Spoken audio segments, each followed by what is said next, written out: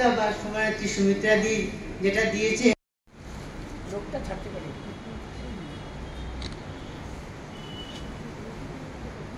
সবাইকে নিয়ে এটা কাজ শুরু করলো। আমরা প্রথম যাত্রাটা শুরু করেছিলাম আমাদের বাংলাদেশের সঙ্গে। 2 বছর পরে বরাক নন্দিনী সাহিত্য চর্চা কেন্দ্রের নামে অস্তিত্বটা আলাদা হলো।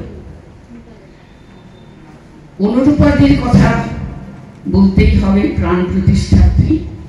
আজকে সবচেয়ে কষ্ট হচ্ছে তিনি আজ আমাদের মধ্যে নেই অনেকেই।